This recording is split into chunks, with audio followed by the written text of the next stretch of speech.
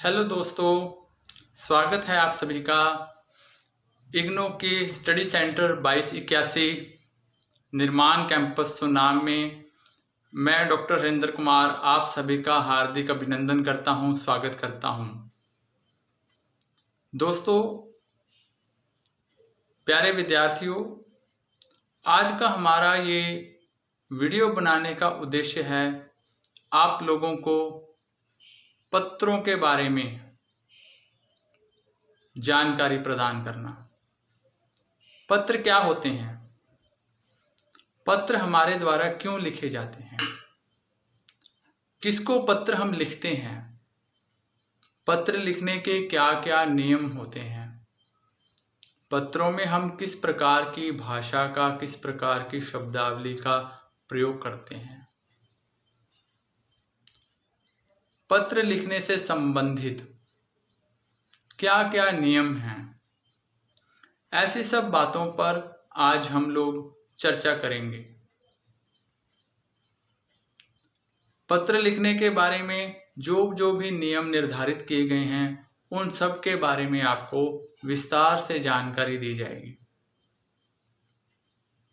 आपने केवल करना क्या है, आपने इस वीडियो को ध्यान से सुनना है और जो नियम आप लोगों को बताए जाते हैं उनको अगर आप चाहो तो लिख सकते हो।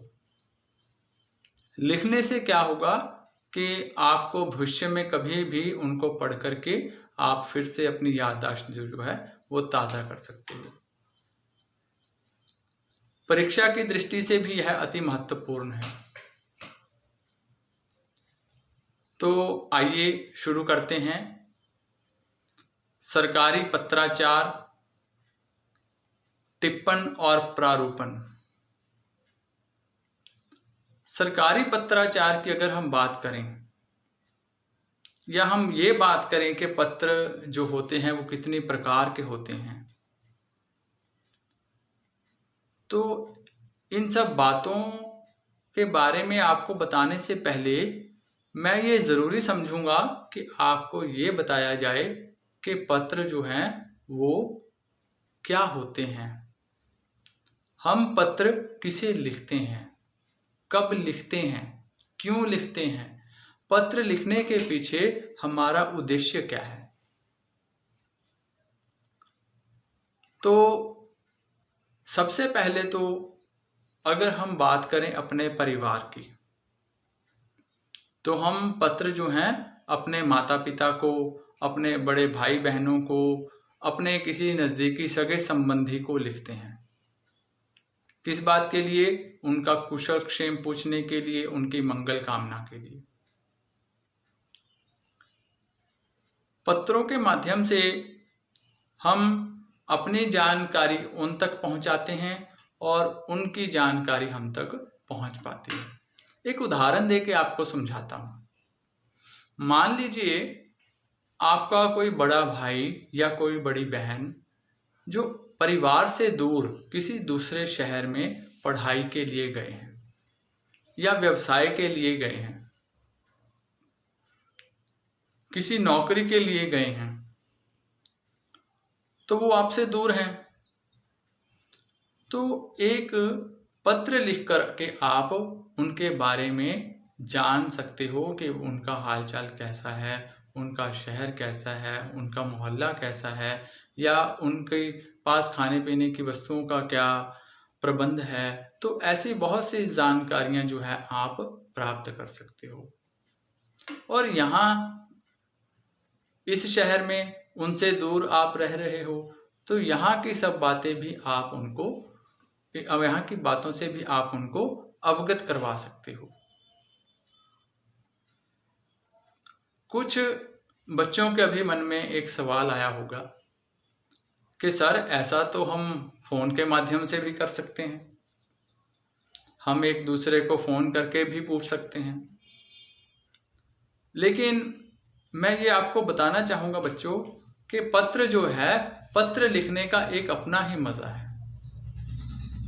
एक अपनी ही, अपने मन की जो भावनाएं हैं, अपने मन के जो विचार हैं, वो जब हम किसी पत्र में लिखते हैं तो पत्र लिखकर भेजते हैं और उस पत्र का जवाब, उसका इंतजार करते हैं, तो उसका एक अलग ही अनुभव है, एक अलग ही मजा है, जो शायद फोन के माध्यम से हमें नहीं प्राप्त होता।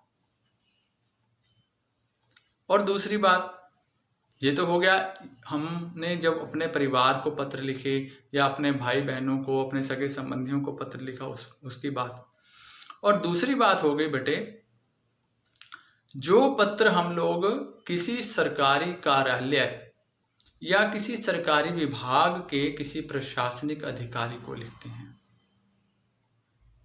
तो ये अलग बात हो गई ना, दो अलग अलग बातें हो गई। एक तो वैसे पत्र जो हम अपने परिवार के किसी रिश्तेदार को, भाई बहन को, बंधुओं को लिखते हैं, और दूसरी उस प्रकार के पत्र जो हम किसी सरकारी कार्यालय या किसी सरकारी विभाग के किसी प्रशासनिक अधिकारी को, कर्मचारी को लिखते हैं। तो इन दोनों पत्रों को क्या नाम दिया गया? पहला, अनौपचारिक पत्र, जहां औपचारिकता का समावेश कम हो। ठीक है, पहला अनौपचारिक पत्र जहां औपचारिकता का समावेश कम हो या ना हो, और दूसरा अनौपचारिक पत्र, ठीक है, जहां औपचारिकता हो, औपचारिक, अनौपचारिक और औपचारिक दो प्रकार के पत्र होते हैं। पत्र हमारी रोजमर्रा की जिंदगी का एक जरूरी हिस्सा है। हम सभी पत्र लिखते हैं और हमारे पास पत्र आते हैं। हम अपने मित्रों को, परिवार के सदस्यों को पत्र लिखते हैं। यदि आपके आसपास के इलाके में किसी सार्वजनिक सुविधा की जरूरत है, तो इसके लिए आप क्या करोगे? उस इलाके के, उस एरिया के संबद्ध अधिकारी को पत्र लिख करके उस इलाके की, उस एरिया की, उस समाज की समस्या का आप उनको हल ढूंढने के लिए कहोगे। ठीक है ना, ऐसे ही करोगे ना आप। अगर मान लीजिए आपके मोहल्ले में लाइट का जो है वो रात में उचित प्रबंध नहीं है, मान लीजिए अगर आपके मोहल्ले में सफाई का जो है वो उचित प्रबंध नहीं है, जगह जगह पे कूड़े के ढेर लगे हुए हैं, या अच्छी तरह से सफाई कर्मचारी जो है वो अपनी सेवा नहीं निभा रहा, तो इसके लिए आप क्या करोगे? एक पत्र लिखोगे और उस निगम को, उस कार्यालय को वो पत्र भेजोगे, जिससे कि आपकी समस्या का जो है वो निवारण किया जा सके। ठीक है ना। तो उसके बाद अब क्या है, अब हम बात करेंगे औपचारिक और अनौपचारिक पत्रों को लिखने के नियमों की। कुछ नियम भी तो होते हैं ना, प्रत्येक काम को करने के लिए कुछ ना कुछ नियम अवश्य होते हैं। किस प्रकार के नियम हैं अनौपचारिक पत्रों को लिखने के लिए, किस प्रकार के नियम हैं अनौपचारिक पत्रों को लिखने के लिए, किस प्रकार की भाषा का, शब्दावली का हमने प्रयोग करना है अनौपचारिक पत्रों में, किस प्रकार की भाषा का, शब्दावली का प्रयोग करना है हमने अनौपचारिक पत्रों में, कहां से हमने पत्र को शुरू करना है, कहां पे हमने पत्र को समाप्त करना है, पत्र के बीच जो हमने विषय जो चयन करना है वो कैसा होना चाहिए, पत्र की लिखावट कैसी होनी चाहिए, पत्र का शुरुआती हिस्सा कैसा हो, पत्र का अंतिम हिस्सा कैसा हो, ये सब बातें जो हैं इन पर हम एक एक करके चर्चा इस वीडियो में करते चलेंगे। तो आपने इस वीडियो को अंत तक देखना है और दूसरा ध्यान पूर्वक इसको सुनना है, क्योंकि अगर आप इसको ध्यान पूर्वक सुनोगे तभी आपको ये अंतर पता चल पाएगा कि अनौपचारिक पत्रों में और औपचारिक पत्रों में क्या अंतर होता है, दोनों को लिखने के लिए क्या नियम है और दोनों होते क्या हैं, कौन से पत्र किसे लिखे जाते हैं। ये सब बातें आपको आपकी परीक्षा की दृष्टि से भी महत्वपूर्ण है। परीक्षा में अक्सर ऐसे ही प्रश्न पूछे जाते हैं, या तो आपसे ये पूछ लिया जाएगा कि पत्राचार क्या होता है या कितने प्रकार का होता है, ठीक है ना। या तो आपको ये पूछ लिया जाएगा कि पत्राचार जो है बच्चों वो क्या होता है और वो कितने प्रकार का होता है, और या फिर आपको ये पूछा जा सकता है कि अनौपचारिक और औपचारिक पत्रों में अंतर बताइए। ठीक है ना, तो ये पूछा जा सकता है। और आपको ये भी पूछा जा सकता है कि अनौपचारिक पत्रों को कैसे लिखा जाता है। कोई एक उदाहरण देके बताइए। या आपको ये पूछा जा सकता है कि अनौपचारिक पत्रों को कैसे लिखा जाता है, कोई एक उदाहरण बताइए या पत्र लिख करके बताइए। तो ऐसा कुछ भी आपसे परीक्षा में पूछा जा सकता है। और यदि हमने इस वीडियो को ध्यान से सुना होगा और जो हमारे नोट करने वाले पॉइंट्स हैं, लिखने के लिए योग्य जो पॉइंट्स हैं, अगर हमने उनको लिखा होगा तो ये मेरा मानना है कि आपको ये बहुत लाभान्वित होगा। हमारा कोई दूर रिश्तेदार, भाई बहन, बंधु बैठा है, हम उसको पत्र लिख रहे हैं। हम किसी सरकारी कार्यालय के अधिकारी को पत्र लिख रहे हैं। क्या दोनों पत्र एक जैसे होंगे? नहीं। क्या दोनों पत्रों को लिखने के लिए हम एक जैसी भाषा का शब्दावली का प्रयोग करेंगे? नहीं। क्या दोनों प्रकार के पत्रों को लिखने का ढंग जो है, वो जो नियम जो है, वो एक जैसा है? नहीं। तो आखिर ये ढंग जो है, आखिर ये जो नियम है, ये क्या है? अनौपचारिक पत्रों के लिए कौन से नियम हैं और औपचारिक पत्रों के लिए कौन से नियम हैं? इन सब बातों पर हम चर्चा करेंगे। इस इकाई में हमारा उद्देश्य क्या है? इस इकाई में हमारा उद्देश्य है आपको पत्र लिखना सिखाना। अब आप कहोगे सर हम तो बहुत बचपन से ही पत्र लिखते आ रहे हैं या अपने बड़े बुजुर्गों को पत्र लिखते देखते आ रहे हैं, तो इस कक्षा में आकर के, स्नातक के स्तर पर आकर के हमें पत्र लिखना सीखने की क्या जरूरत है? हमें तो वो पहले ही आता है। लेकिन बच्चों, हम लोग अक्सर छोटी छोटी गलतियां जो हैं वो कर देते हैं। पत्र लिखते समय जिन बातों का विशेष ध्यान रखना चाहिए, हम उन बातों को अक्सर नजरअंदाज कर देते हैं। और हमारी इन्हीं छोटी छोटी गलतियों के कारण होता क्या है कि हमारा जो पत्र है, जो हमने किसी को प्रेषित किया है, भेजा है, वो हम उस तक नहीं पहुंच पाता, या गुणवत्ता की दृष्टि से हमारा वो पत्र जो है वो निम्न स्तर का हो जाता है। अब ऐसी कौन सी गलतियां हैं?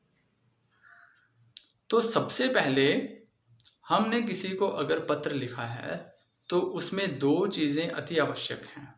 सबसे पहली बात तो आपका खुद का लिखने वाले का पता या लिखने वाले का नाम, कि लिखने वाला, पत्र भेजने वाला कौन है।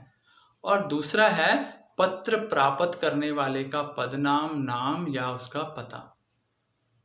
अब मान लीजिए आपने एक पत्र भेजा, यूपी में भेजा, बिहार में भेजा, राजस्थान में भेजा, हिमाचल में भेजा। अब आपने ऊपर नाम तो लिख दिया, आपने क्या किया, ऊपर नाम तो लिख दिया, लेकिन जो नीचे एड्रेस है, जो पता है, जहां पर वो पत्र जाना है, वो आपने गलत लिख दिया, या वो आप लिखना ही भूल गए, या वो आपने ऐसी लिखावट में लिख दिया जो कि समझ ही नहीं आ रहा।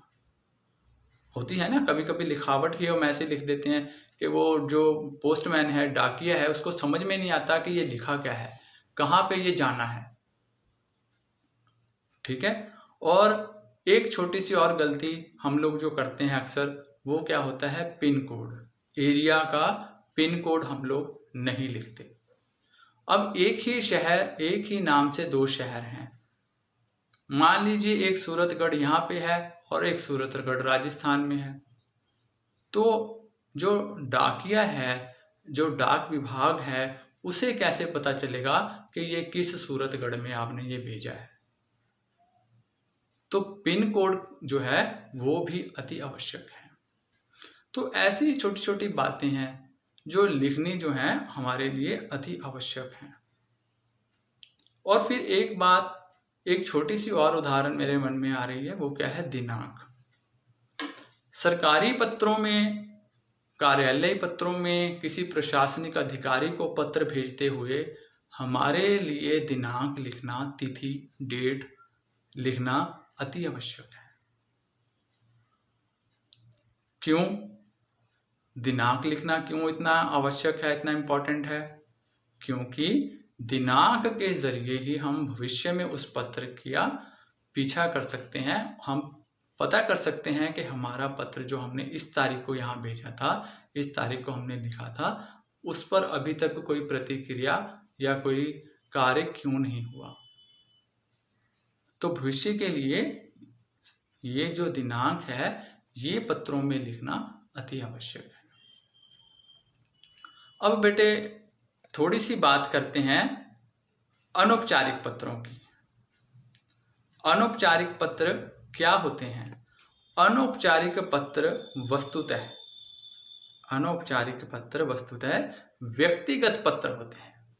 व्यक्तिगत अर्थात इंडिविजुअल, जो दो ऐसे लोगों के बीच में लिखे जाएं जहां उनके बीच में कोई रिश्ता हो, कोई संबंध हो। जैसे पुत्र द्वारा माता पिता को, माता पिता द्वारा पुत्र को, बेटे द्वारा माता पिता को, अपनी छोटी बहन को, बड़े भाई को, बड़ी बहन को, छोटे भाई को, अपने किसी चाचा को, मामा को, अर्थात जहां हमारी रिश्तेदारी हो, हमारे कोई संबंध हो, जहां हम निजी रूप से एक दूसरे के साथ जुड़े हुए हों, ऐसे पत्रों को हम क्या कहते हैं? अनौपचारिक पत्र। इस प्रकार के जो पत्र होते हैं वह व्यक्तिगत होते हैं। इस प्रकार के पत्रों में भाषा शैली के लिए कोई कठोर नियम नहीं होता। अनौपचारिक पत्रों के लिए लिख लीजिए, अनौपचारिक पत्रों के लिए। अब ध्यान रखना, मैं औपचारिक नहीं बोल रहा, मैं बोल रहा हूं अनौपचारिक। अनौपचारिक पत्रों के लिए भाषा शैली का कोई कठोर नियम नहीं होता। ठीक है? अर्थात इस प्रकार के पत्रों में हम कभी कभी देशज भाषा के शब्द, देशज भाषा के शब्दों का भी हम लोग इस प्रकार के पत्रों में इस्तेमाल कभी कभी कर लेते हैं। अर्थात भाषा को लिखने के लिए कोई कठोर नियम नहीं होते, कोई विशेष शब्दावली नहीं होती। ठीक है ना? तो मेरे कहने का आशय क्या है कि हमने अपने माता पिता को पत्र लिखा तो हम क्या लिखेंगे? आदरणीय माता जी, आदरणीय पिताजी, प्यारी बहना, प्यारे बड़े भाई। तो ऐसे शब्दों का प्रयोग जो है हम कहाँ पे करते हैं? अनौपचारिक पत्रों में। स्नेह शीश भरे शब्दों का प्रयोग भी हम इसी प्रकार के पत्रों में करते हैं। अनौपचारिक पत्रों में काफी विविधता होती है और कोई खास नियम इन पर लागू नहीं होता। भाषा शैली जो है वो अत्यधिक सरल और स्पष्ट होती है। उसमें उपदेश भी हो सकते हैं, तर्क भी हो सकता है, शिकायत भी हो सकता है, प्रेम भी हो सकता है, आदर भी हो सकता है, सम्मान भी हो सकता है। तो ऐसे पत्रों में हम एक दूसरे के साथ जुड़े होते हैं। इसमें औपचारिकता का समावेश जो है वो नहीं होता। इसीलिए ऐसे पत्रों को अनौपचारिक पत्र कहा जाता है। अब अनौपचारिक पत्रों में अगर नियमों की बात करें तो सबसे पहला नियम क्या है? अनौपचारिक या व्यक्तिगत पत्र में लिखने वाले का पता, अनौपचारिक पत्रों में या व्यक्तिगत पत्रों में जो लिखने वाला मतलब मैं स्वयं, मैं लिखने वाला हूं, लिखने वाले का पता और तारीख, दिनांक सबसे दाईं ओर लिखी जाती है। फिर एक बार दोहराता हूं, अनौपचारिक पत्रों में या व्यक्तिगत पत्रों में जो लिखने वाला है, जो पत्र भेज रहा है, जिसको भेजा जा रहा है वो नहीं, जो पत्र भेजने वाला, अर्थात भेजने वाला मैं हूं और प्राप्त करने वाला कोई और है, तो भेजने वाले का नाम जो है, लिखने वाले का नाम, पता, तारीख जो है वो दाईं ओर लिखा जाता है। उसके बाद बाईं ओर पत्र पाने वाले के लिए संबोधन होता है। पत्र पाने वाले के लिए संबोधन से आशय क्या? आशय हमारा पत्र पाने वाले के लिए संबोधन, यह संबोधन जो है बड़ा ही व्यक्तिगत होता है। यानी अगर हम अपने माता पिता या अन्य सामान्य व्यक्तियों के लिए अक्सर कैसे शब्दों का प्रयोग करते हैं? आदरणीय, माननीय, विशेषण का प्रयोग होता है। बराबर वाले, जो हमारे बराबर वाले हैं, हमारे सेम एज मेट हैं, है ना, तो उनके लिए, या अपने जो छोटे लिए हैं, छोटे हमारे हैं, जो हम, जैसे मेरा कोई छोटा भाई, छोटी बहन, तो उसको मैं पत्र लिख रहा हूँ तो मैं प्रिय बहना भी लिख सकता हूँ, है ना, प्रिय बड़े भाई लिख सकता हूँ। तो ऐसे विशेषण जो हैं उसका प्रयोग हम जो करते हैं। उसके बाद बेटे अगर हम बात करें तो यहाँ पे कुछ अभिवादन के जो शब्द हैं, अभिवादन के शब्द कौन से होते हैं? जिनके द्वारा हम किसी का अभिवादन करते हैं, जैसे नमस्कार, प्रणाम, स्नेह, शुभ आशीर्वाद इत्यादि शब्दों का हम लोग प्रयोग कर सकते हैं। अगला अगर हम बात करें नियम की, तो पत्र आरंभ जो है वो कुशलता के समाचार या पत्र पाने के संदर्भ, पत्र पाने की सूचना या ऐसी ही किसी अन्य बात से हो सकता है। जैसे मैं लिखूं, आदरणीय माताजी सादर प्रणाम। मैंने लिखा आदरणीय माताजी सादर प्रणाम। हम लोग सब यहाँ पर कुशल मंगल हैं और मैं ऐसी आशा करता हूँ या ऐसी कामना करता हूँ कि आप लोग भी वहाँ पर अत्यंत सुखी और कुशल मंगल होंगे। मैं आपके चिरंजीव होने के लिए ईश्वर से प्रार्थना करता हूँ। तो ऐसे जो शब्द हैं, ऐसी जो शब्दावली है, ऐसी जो भाषा शैली है, इसका प्रयोग हम कहाँ करते हैं? अनौपचारिक पत्रों में। मैं अपने बड़े भाई को लिख रहा हूं तो वहां भी मैं क्या लिखूंगा? प्यारे बड़े भैया सादर प्रणाम। आशा है आप यहां बिल्कुल ठीक ठाक होंगे। ईश्वर करे आपकी तंदुरुस्ती सदैव बनी रहे। तो ऐसी जो शब्दावली है, सरल शब्दावली, एक दूसरे से साथ जुड़ी हुई शब्दावली, ऐसी शब्दावली का प्रयोग हम लोग कहाँ करते हैं बेटे? अनौपचारिक पत्रों में। तो इस बात को आपने विशेष रूप से ध्यान में रखना है कि अनौपचारिक पत्र जो होते हैं वो व्यक्तिगत होते हैं। अनौपचारिक पत्र जो होते हैं उसमें भाषा के लिए कोई खास हम लोगों को लिए नियम नहीं बनाए गए हैं। उसमें हम लोग सरल और स्पष्ट भाषा के शब्दों का चयन, शब्दों का प्रयोग कर सकते हैं। अनौपचारिक पत्रों में हम लोग अभिवादन के शब्दों का प्रयोग भी करते हैं। ठीक है। अब इसी के अगर विपरीत बात करें तो वहाँ जो औपचारिक पत्र होते हैं वहाँ हम लोग आदरणीय, सादर, प्रणाम के स्थान पर भवदीय लिख देते हैं, भवदीय। ठीक है। और एक बात छोटी सी और भी आपने ध्यान रखनी है, वो भी अक्सर बच्चे पूछ लेते हैं, सर ऐसा हो गया तो क्या करें? मान लीजिए आपने पत्र लिख लिया, पत्र पूरा हो गया और उस पत्र में आप कोई आवश्यक बात जो है वो लिखनी भूल गए। आपको लगता है कि कोई ऐसी बात थी जो मुझे बतानी चाहिए थी, लेकिन मैं बताना भूल गया। बातों बातों में मैंने पत्र तो पूरा कर दिया, लेकिन वो बात मैं बता नहीं पाया या बता नहीं पाई।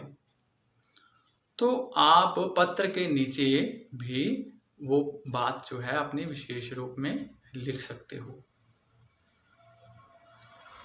ठीक है, तो उसके बाद हम बात करते हैं, हमारा जो दूसरा वर्ग है, हमारे जो दूसरी तरह के पत्र हैं औपचारिक। अब तक हम बात कर रहे थे किन पत्रों की? अनौपचारिक पत्रों की। और अब हम किन पत्रों की बात करेंगे? अब तक हम बात कर रहे थे अनौपचारिक पत्रों की, और अब हम बात करेंगे औपचारिक पत्रों की।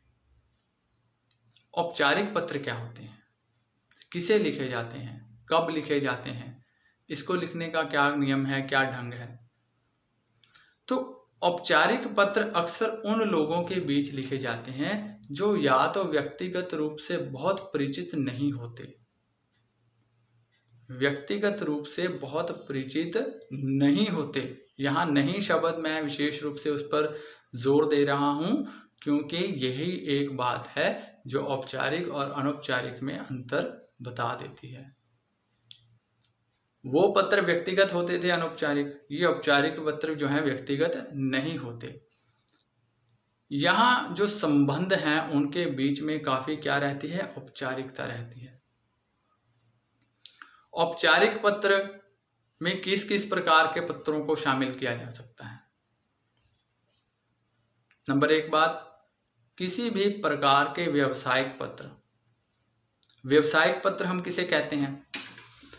व्यावसायिक पत्र से हमारा भाव कि हम, मान लो मैंने या आपने किसी किताब वाले से, किसी बुक सेलर से हमने किताबें मंगवानी हैं, तो हम क्या लिखेंगे?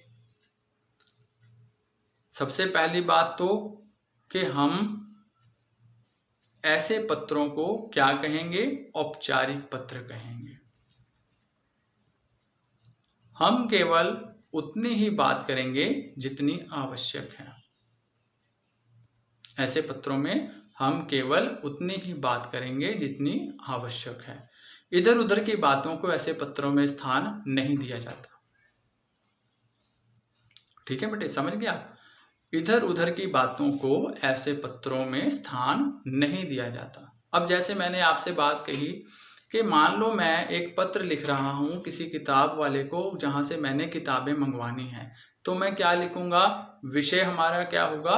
किताबें मंगवाने हेतु या किताबें भेजने हेतु। ठीक है ना? क्योंकि हमने या तो हमने किताबें मंगवानी है और उसने भेजनी है। ठीक है बेटे, हमने किताबें मंगवानी है, हमें चाहिए पढ़ने के लिए, और उसका काम है किताबें बेचना, तो वो किताबें हमको भेजेगा।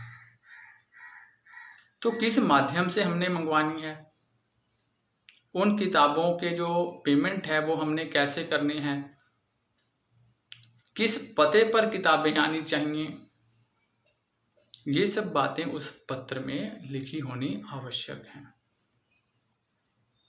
तो यहां भी क्या होगा? सबसे पहले तो आपने क्या लिखना है? विषय जो है वो आपका क्लियर होना चाहिए कि आप ये पत्र किसे लिख रहे हो और क्यों लिख रहे हो। भाषा की जो शब्द हैं उनका चयन आपने ध्यान से करना है, उसमें किसी भी प्रकार की कोई गलती ना हो। किताब जो आपने मंगवानी है उसका सही नाम लिखा, उसका टाइटल जो है वो सही दिया गया हो, उसका नाम सही लिखा हो। अगर आपने किताब का नाम सही लिखा होगा तभी तो वो सही किताब भेजेगा ना। अगर आपने नाम में गड़बड़ कर दी, नाम आपने गलत लिख दिया, या एक ही नाम से दो किताबें हैं, आपने नीचे स्पष्ट नहीं किया कि आपको दो में से कौन सी चाहिए, तो गलती हो जाएगी ना। तो आपने इस प्रकार के जो पत्र होते हैं वहाँ आपने शब्दों का चयन जो है वो बहुत ध्यान से करना है। और आपने अपना पता लिखना है पत्र के अंत में कि कहाँ पे आपको किताबें भेजनी है। और आपने ये लिखना है जो आपकी जो बैंक डिटेल है कि मैंने इस बैंक में या मैंने इस अकाउंट में आपके वो जो पैसे हैं, जो पेमेंट है वो मैंने ट्रांसफ़र की है, उसका रसीद नंबर चेक नंबर या कुछ जो भी आपने किया है, पेटीएम किया है, गूगल पे किया है, आजकल जो साधन है, तो आपको वो सब बातें जो हैं वो स्पष्ट रूप में लिखनी होंगी। दूसरे प्रकार के पत्र कौन से होते हैं? औपचारिक में विविध संस्थानों के प्रधान और समाचार पत्रों के संपादक से अनुरोध या शिकायत के पत्र। किसी विभाग की किसी शिकायत का पत्र, ठीक है, या किसी पत्र पत्रिका के संपादक को पत्र, या किसी संस्था के प्रधानाचार्य को पत्र। अब मान लीजिए आप किसी स्कूल में, किसी कॉलेज में नौकरी करते हो और आपको क्या चाहिए, 3 दिन के लिए या 2 दिन के लिए या 1 दिन के लिए आपको अवकाश चाहिए। तो आप करोगे क्या? आप क्या करोगे, एक पत्र लिखोगे। किसके नाम पर? प्रधानाचार्य के नाम पर, प्रिंसिपल के नाम पर। तो ऐसे पत्रों की शुरुआत किस शब्द से की जाती है? सेवा में। ऐसे पत्रों की जो शुरुआत है वो सेवा में शब्द से की जाती है, सेवा में। उसके बाद उस अधिकारी का पदनाम, जिस अधिकारी को आपने वो पत्र लिखा है, भेजना है। उसके बाद अपनी संस्था का या कार्यालय का नाम, शहर का नाम, विषय, और उसके बाद श्रीमान जी या श्रीमती जी से आप उसको संबोधन करोगे। तो औपचारिक पत्रों को लिखने का ये एक सही माध्यम है, सही ढंग है।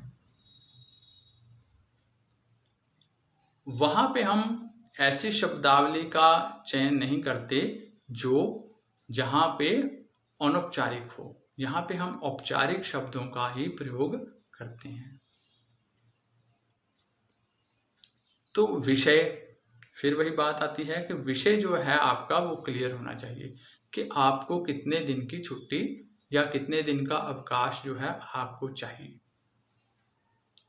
उसके बाद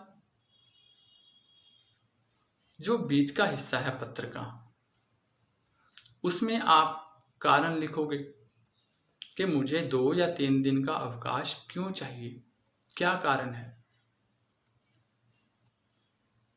क्या कोई पारिवारिक कारण है या कोई ऐसा कारण है जो आप अपने प्रधानाचार्य के साथ साझा कर सकते हो। आप उनको बता सकते हो कि मेरी जो तबीयत है या मेरा जो स्वास्थ्य है वो मुझे ठीक प्रतीत नहीं हो रहा, इसलिए मैं 2 दिन की छुट्टी चाहता हूं ताकि मैं आराम कर सकूं, अपनी दवा ले सकूं और ठीक होने के बाद अपना जो ड्यूटी जो है जो उसको मैं दोबारा ज्वाइन कर सकूं और अच्छे से काम कर सकूं। या आपका कोई और व्यक्तिगत कारण हो जिसके कारण आप छुट्टी लेना चाहते हो, तो कहने का भाव ये है कि विषय जो है वो आपका सही होना चाहिए, स्पष्ट होना चाहिए। नीचे फिर उसके बाद आपने एक शब्द धन्यवाद सहित जो है उसका प्रयोग भी आपने करना है। उसके बाद आपका शुभ चिंतक या आपका आज्ञाकारी, ऐसे शब्दों का प्रयोग आप कर सकते हो। फिर उसके बाद और तरह के औपचारिक पत्र कौन से होते हैं? आवेदन पत्र। मान लीजिए किसी अखबार के चैनल में, किसी टीवी के चैनल में नौकरियां निकली हैं और आपको लगता है कि मेरी जो योग्यता है वो उस नौकरी के लिए पूर्ण है, तो ऐसे में आप क्या करोगे, एक पत्र लिखोगे। किसके नाम? उस कार्यालय के जो प्रधानाचार्य हैं, उस कार्यालय के जो चेयरमैन हैं, जो डायरेक्टर हैं, उनके नाम, जो उस कार्यालय के निदेशक हैं,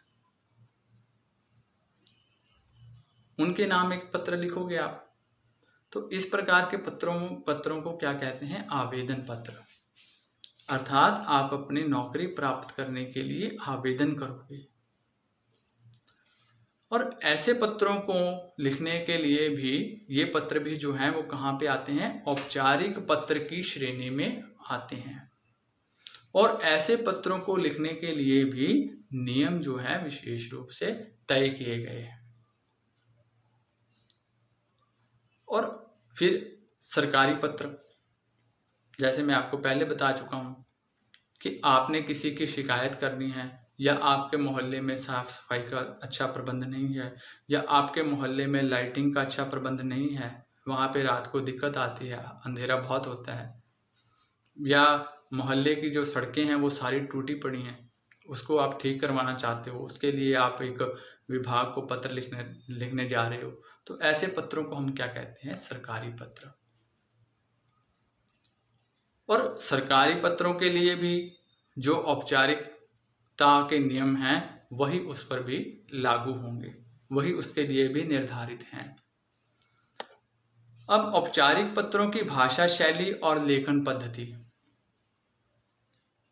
औपचारिक पत्रों की भाषा शैली और लेखन पद्धति क्या होती है? विशिष्ट और निश्चित होती है।